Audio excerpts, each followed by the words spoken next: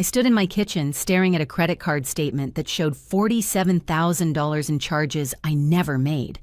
Designer handbags, luxury vacations, jewelry I'd never seen, and every single purchase had been made by my own children, the ones I'd trusted with emergency access to my accounts.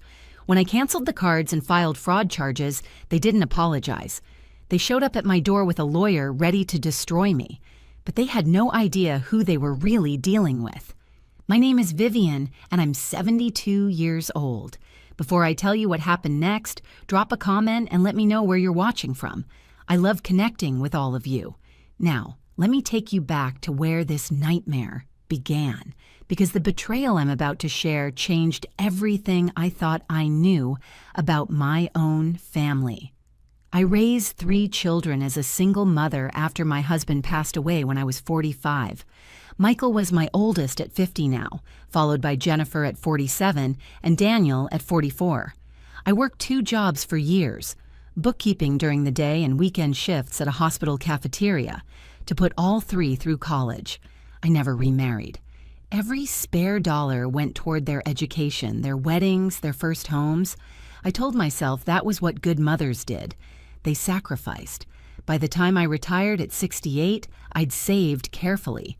I had my pension, some modest investments, and about $180,000 in savings. Not wealthy by any means, but comfortable. I could finally breathe. I could finally stop counting every penny and maybe take a trip once a year, buy books without guilt, donate to my church without calculating whether I'd have enough left for groceries. The trouble started about 8 months ago, during Sunday dinner at Michael's house. All 3 of my children were there with their spouses, and the conversation turned to emergency preparedness. Michael, who works in insurance, brought up the importance of having backup plans. "Mom, what would happen if you had a medical emergency and couldn't access your accounts?" he asked, passing me the mashed potatoes. "We've been worried about you living alone." I'd been living alone for 27 years, perfectly capable, but I understood his concern. Jennifer chimed in immediately. "He's right, Mom. What if you're in the hospital and need someone to pay bills or handle urgent expenses? You should add us as authorized users on at least 1 or 2 of your credit cards, just for emergencies." Daniel nodded enthusiastically. "It's just a safety net. We'd never use them unless you absolutely needed us to. But God forbid something happens, at least we could take care of things for you." They made it sound so reasonable, so caring. I had 3 credit cards. One I used regularly for everyday expenses with a $15,000 limit, one for larger purchases with a $20,000 limit, and one I kept for true emergencies with a $25,000 limit. The idea of my children having access to help me if I was incapacitated seemed sensible. "I suppose that makes sense," I said slowly. "Just for emergencies, though." "Of course, Mom," Michael assured me, his hand on my shoulder. "Only emergencies." Within a week, I'd added all 3 of them as authorized users on all 3 cards. They each received their own cards in the mail. I remember Jennifer calling to thank me, telling me how much peace of mind it gave her knowing she could help if I needed it. I felt like a responsible parent planning ahead. The first unusual charge appeared 6 weeks later. I was reviewing my statement for my everyday card when I noticed a purchase at Nordstrom for $840. I didn't shop at Nordstrom. I called the number on the back of the card, and after being transferred twice, a representative confirmed the purchase had been made in California. I lived in Ohio. I'd never been to California. But the purchase was made with an authorized user card registered to Jennifer's name. I called Jennifer immediately. "Honey, did you use my credit card at Nordstrom? There's an $840 charge." There was a brief pause. "Oh, Mom, I'm so sorry. I should have asked first. My washing machine completely died, and I was between paychecks. I didn't want to bother you, but I needed it replaced urgently. I'll pay you back this Friday, I promise." A washing machine from Nordstrom seemed odd, but Jennifer sounded genuinely apologetic. "Okay, honey, just let me know when you transfer the money." Friday came and went. No payment. When I called her the following week, she apologized profusely. Her car had needed unexpected repairs. She'd pay me back next month for sure. I was disappointed but not alarmed. Jennifer had always been a bit scattered with money, even as a child. Then I got my next statement. This one showed $2,300 in charges I didn't recognize. Dinner at an expensive restaurant in Chicago, $420. A hotel in Miami, $680. Designer shoes, $890. Several smaller purchases at boutiques and spas. When I looked closer, I saw they'd been made with Michael's authorized card and Daniel's authorized card. My hands started shaking. I called Michael first. "Mom, I can explain," he said before I'd even finished asking. "Lisa and I had our anniversary, and I wanted to do something special for her. Things have been tight since my bonus didn't come through at work. I was going to tell you and pay you back. It's temporary, I swear." "Michael, this wasn't the agreement. These cards were for my emergencies, not your anniversary vacation." I know, you're absolutely right. I made a mistake. I'll transfer you the money next week when my paycheck comes in." But something in his voice felt rehearsed, too smooth. I called Daniel next about his charges, luxury skincare products, and a golf club membership. "Mom, you worry too much," he said, actually laughing. "It's not like you use those cards anyway. You told us yourself you hardly ever touch the one with the $25,000 limit. What's the harm in us using some of the available credit? We're family." "Daniel, that's not how credit cards work. I'm responsible for every purchase. You're supposed to pay me back. And I will, eventually." "Jesus, Mom, you're acting like we stole from you. We're your children." That phrase would haunt me. We're your children. I started checking my accounts obsessively after that. Every day I'd log in and review transactions, and every day there were more charges. Jennifer bought a designer handbag for $3,200. Michael booked another trip, this time to Las Vegas for $4,100. Daniel purchased a luxury watch for $5,800. None of them paid me back, not a single dollar. When I confronted them individually, I got excuses. Jennifer was dealing with unexpected dental work. Michael's company was restructuring and he was stressed. Daniel's wife had medical expenses. Always something. Always a reason why they couldn't repay me but could make new purchases. "Mom, we'll settle up eventually," Michael said when I called him, my voice shaking with anger. "Why are you being so uptight about this? You have good credit. You're not even using this money. We need it more than you do right now." "I worked 50 years for this security," I said. "This isn't your money to need." "We're family," Jennifer added when I confronted her on a 3-way call I'd arranged with all of them.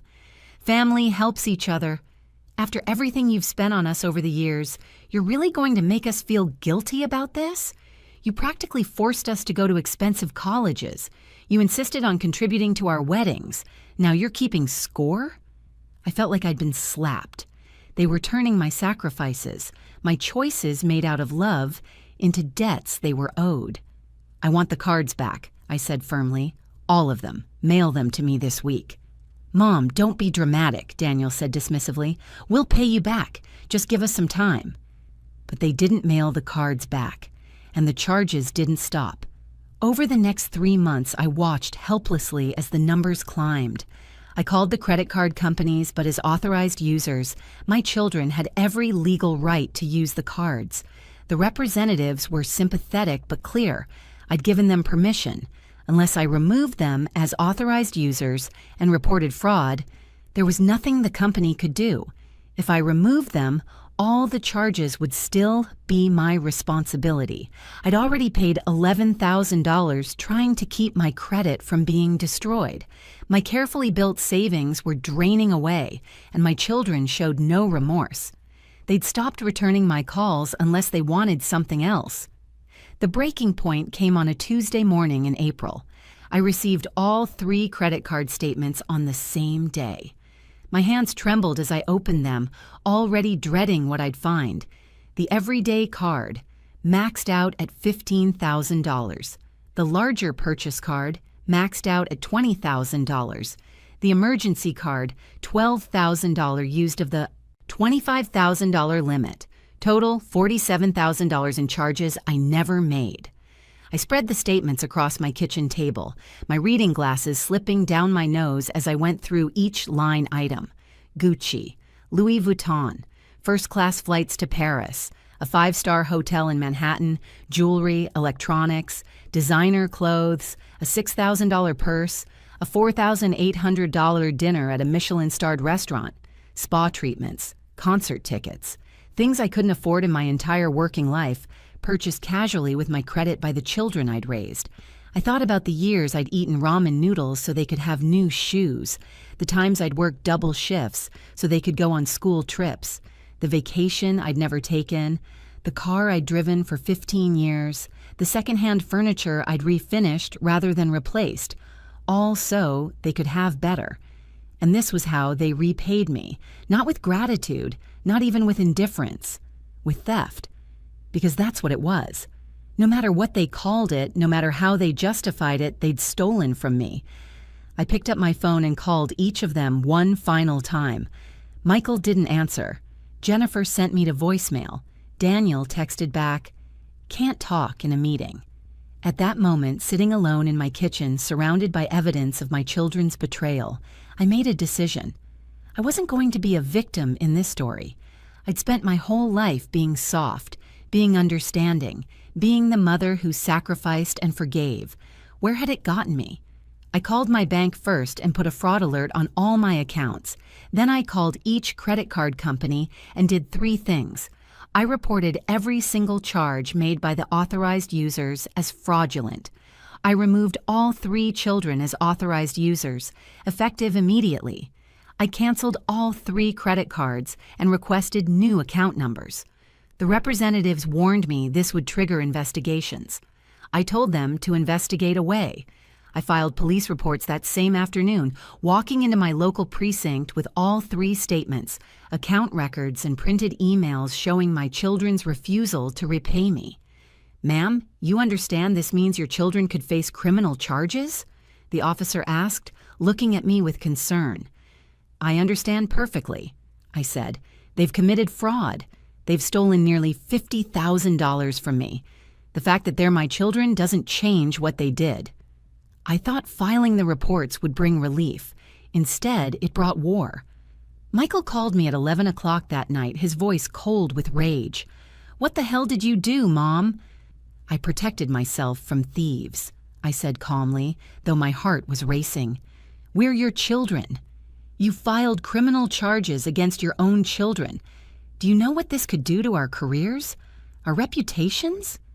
Do you know what you've done to my financial security, my retirement, my peace of mind? We were going to pay you back." "When, Michael? You've had months. You've had every opportunity. Instead, you maxed out my cards and bought yourself luxury items I could never afford." Jennifer called minutes after Michael hung up. She was crying, her voice high and panicked. "Mom, the police called me. They said you're pressing charges. How could you do this to me? I'm your daughter. And I'm your mother who you stole from without hesitation. We didn't steal. You gave us those cards. For emergencies, not for designer handbags and vacations." "I can't believe you'd do this to your own family," she sobbed. "Wait until everyone finds out what kind of mother you really are." Daniel's message came via text, laced with venom. "You're destroying this family over money. You're pathetic. We'll never forgive you for this. Don't expect to ever see your grandchildren again. If you're watching this and thinking about subscribing to hear how this turns out, please hit that button now. You're going to want to see what happened next. I thought the worst was over. I was wrong." 3 days after I filed the police reports, my doorbell rang at 8 in the morning.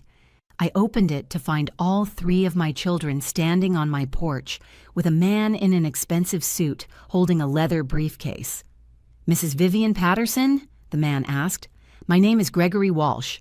I represent your children. May we come in?" My stomach dropped, but I stood my ground. "No, you may not." "Mom, we need to talk," Michael said, his jaw tight. "You've made a serious mistake." "The only mistake I made was trusting you." Gregory Walsh smiled, but it didn't reach his eyes. "Mrs. Patterson, I advise you to reconsider your position. My clients are prepared to pursue legal action against you for defamation, emotional distress, and abuse of process. You filed false police reports accusing them of fraud when they were explicitly authorized to use those credit cards. They were authorized for emergencies, not personal shopping sprees. Authorization is authorization, legally speaking," Walsh continued. "There was no written contract limiting how they could use the cards. Your credit card agreements show them as authorized users with full privileges. By filing criminal charges, you've subjected them to public humiliation, professional damage, and severe emotional distress." Jennifer stepped forward, her eyes red. "Mom, we don't want to sue you. We don't want this to get uglier. Just drop the charges and we can work this out as a family." "Work it out?" I repeated. "You've stolen $47,000 from me." "We're willing to set up a payment plan," Michael interjected. $50 a month from each of us. We'll pay you back eventually." I did the math in my head. At $150 a month, it would take them over 26 years to repay me. I'd be 98 years old. "That's not acceptable," I said. Gregory Walsh opened his briefcase and pulled out a document. "Then you leave us no choice. This is a cease and desist letter demanding you withdraw all police reports and publicly retract your accusations within 72 hours. If you don't comply, we'll file a lawsuit seeking damages of $200,000 for the harm you've caused to their reputations and mental health." My hands were shaking, but I kept my voice steady. "Get off my property." "Mom," Daniel started. "I said get off my property. All of you. And Mr. Walsh, you can tell my children that I'll see them in court." After they left, I sat on my couch and let myself cry for the first time since this started. Not because I was scared of their lawyer, not because I doubted my decision, but because I was mourning the children I thought I'd raised, the children I'd believed they were. Then I dried my eyes and got to work. I called a lawyer of my own, Patricia Hendricks, a woman who'd handled my will years ago. I explained everything, showed her the statements, the police reports, the cease and desist letter. She listened carefully, taking notes. "Vivian, this is actually more straightforward than you might think," Patricia said. "Yes, they were authorized users, but authorization doesn't mean they had permission to make personal purchases for their own benefit. The credit card agreement you have with the company is for your use. Authorized users are meant to act on your behalf, not enrich themselves." "But they have a lawyer saying—" "They have a lawyer trying to bully you into dropping charges," Patricia interrupted. "This Gregory Walsh is probably charging them a fortune to write scary letters. The truth is, they have very little legal ground to stand on. The credit card companies will cooperate with the fraud investigation because they don't want to be held liable either, and your children's own spending patterns prove they weren't making emergency purchases on your behalf." She paused. "But I need to ask you something. Are you sure you want to pursue this? These are your children. This will likely destroy your relationship with them." I thought about that question. Really thought about it. "They destroyed the relationship when they decided I was an ATM machine instead of their mother," I said finally. "I spent decades putting them first. I sacrificed everything for them. And the moment I needed them to be decent human beings, to show basic respect for what I'd worked for, they chose designer purses and luxury vacations instead. What relationship is there left to destroy?" Patricia nodded. "Then let's fight back." Over the next 6 weeks, Patricia worked with the police and the credit card companies to build a comprehensive case. What we discovered was even worse than I'd imagined. The credit card companies provided detailed records of every transaction. Michael had used my cards to fund a gambling habit I never knew about. Over $18,000 in charges at casinos and online betting sites. Jennifer had purchased luxury items and then resold many of them online for cash, essentially laundering money from my credit. Daniel had added his girlfriend as an additional user on one of my accounts without my knowledge, and she'd run up $6,000 in charges at stores I'd never heard of. They'd also lied about their financial situations. Michael had received his bonus from work. He'd used it for a down payment on a boat. Jennifer's unexpected dental work was actually cosmetic veneers she'd wanted for years. Daniel had no medical expenses. His wife had left him 3 months ago, and he'd been using my money to fund his newly single lifestyle. The police investigation revealed they'd discussed their plan in a group text thread. Jennifer had written, "Mom's not even using this credit. We're not hurting anyone." Michael responded, "She'll never know if we keep it under control." Daniel added, "And if she does find out, what's she going to do? Disown us? She'd never."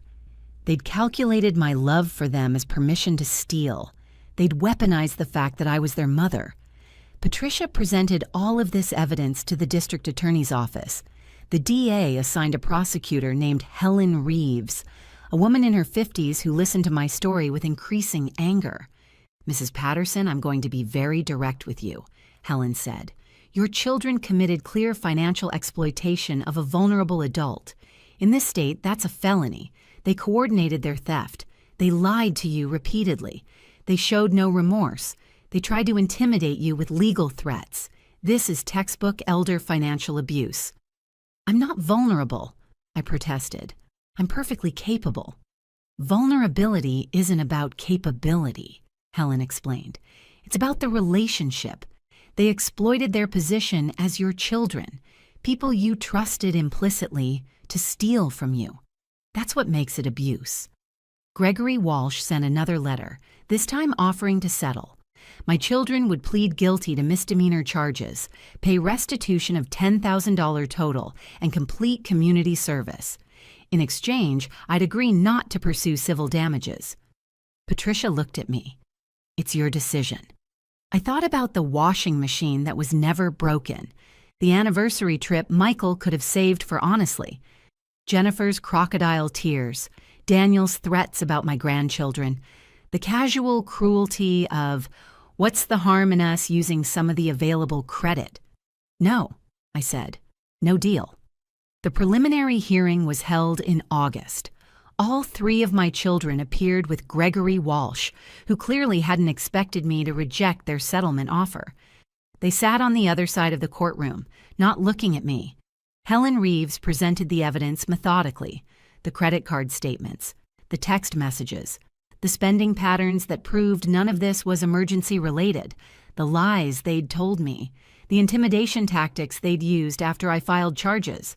Gregory Walsh tried to argue that this was a family dispute, not a criminal matter, that I'd given permission, however informally, that my children had always intended to pay me back. The judge, a stern woman named Margaret Chen, cut him off. "Mr. Walsh, intention means nothing when your clients maxed out their mother's credit cards, buying luxury goods for themselves. The evidence is clear. This wasn't a misunderstanding. This was systematic theft." The judge ruled there was sufficient evidence to proceed to trial. She set bail at $50,000 for each of my children, $150,000 total. Gregory Walsh objected strenuously, but the judge was unmoved. These defendants showed premeditation, coordination, and a clear intent to exploit their mother's trust, Judge Chen said. They showed no remorse and actually attempted to further victimize her with legal threats. I consider them a financial danger to the victim. Bail stands. I watched my children's faces as the reality set in. Jennifer started crying. Michael looked like he might be sick. Daniel stared at me with pure hatred. They each posted bail within hours. I later learned they'd borrowed money from their in-laws, who were horrified by what they'd done. Gregory Walsh tried one more time to negotiate a plea deal. Helen Reeves refused. "Your clients had their chance," she told him. "They rejected it when they showed up at Mrs. Patterson's home with legal threats instead of restitution. We're going to trial." The trial began in October, on a cold Monday morning. The courtroom was smaller than I'd expected, and there were only a handful of people in the gallery. Some reporters, a few curious observers, my children's spouses looking miserable. Helen Reeves built her case piece by piece. She called representatives from each credit card company, who testified about the charges, the authorization process, and how authorized user accounts were meant to function. She introduced the text messages where my children discussed their plans. She showed receipts for luxury items, the handbags, the watches, the vacation packages. Then she called me to the witness stand. I'd been dreading this moment, but Patricia had prepared me well. Helen asked me about my relationship with my children, about why I'd added them as authorized users, about how I'd discovered the charges. I spoke slowly, clearly, looking at the jury as I answered. I trusted them completely, I said. They're my children. When they asked to be added to my cards for emergencies, I never imagined they'd use that access to steal from me. I spent 50 years building financial security. I worked 2 jobs.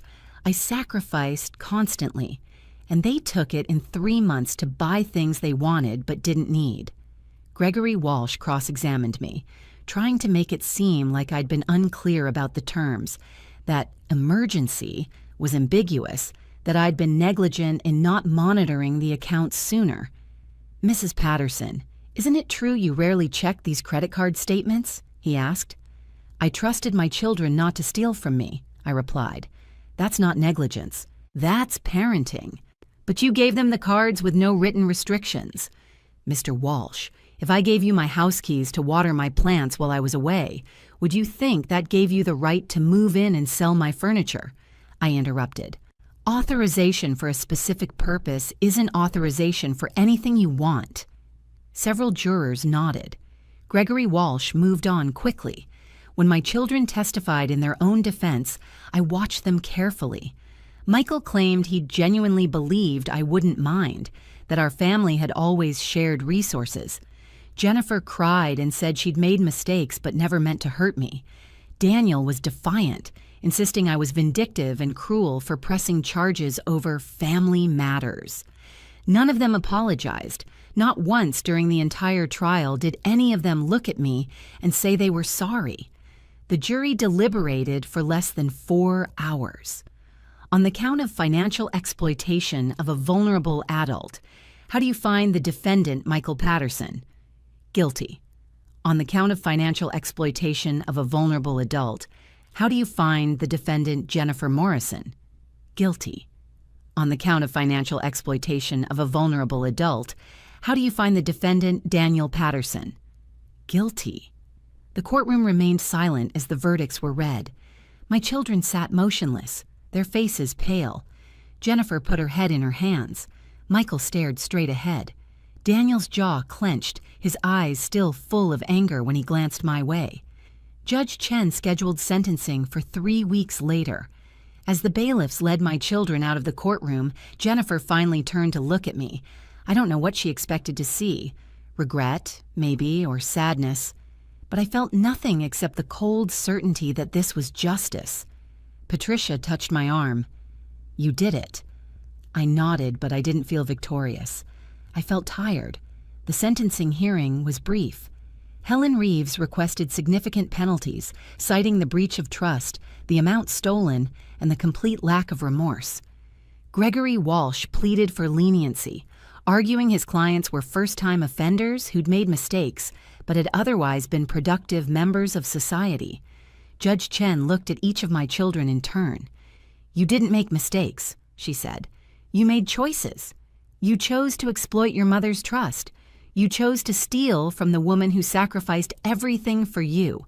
You chose to max out her credit cards buying luxury items while she watched her retirement savings disappear. And when she tried to hold you accountable, you hired a lawyer to threaten her. She paused. This wasn't desperation. This was entitlement. You felt entitled to your mother's money, to her credit, to her financial security. That entitlement has destroyed your relationship with her and damaged 3 families. Now you'll face the consequences.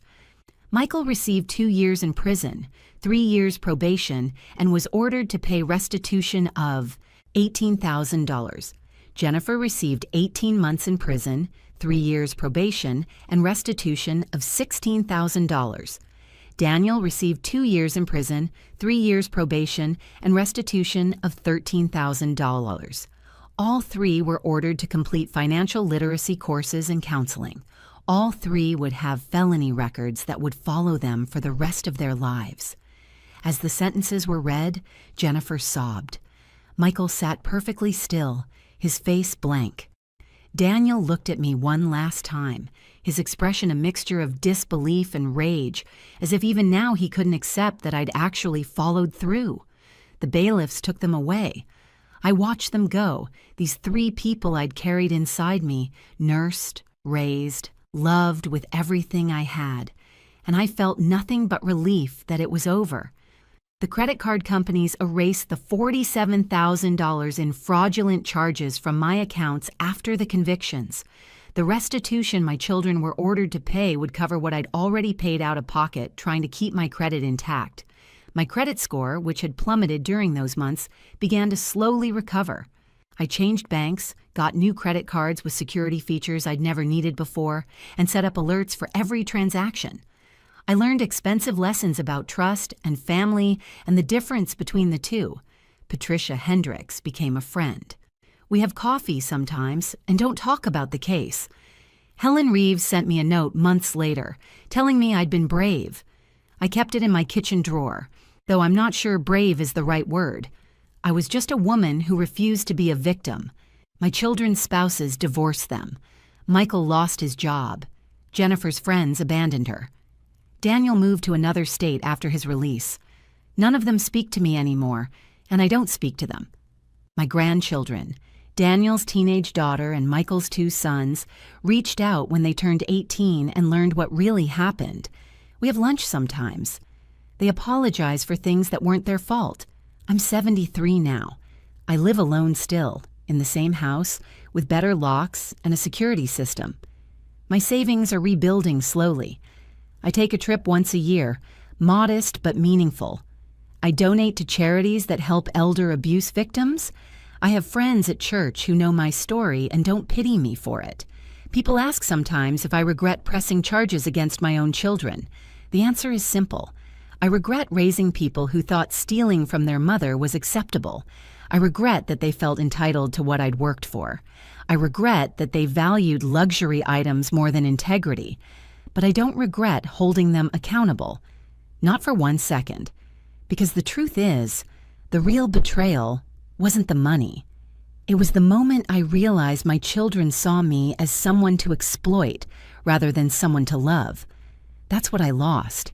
And that's what I fought to preserve in myself, the knowledge that I deserved better, even from my own family. The worst part wasn't taking them to court. It was realizing I had to.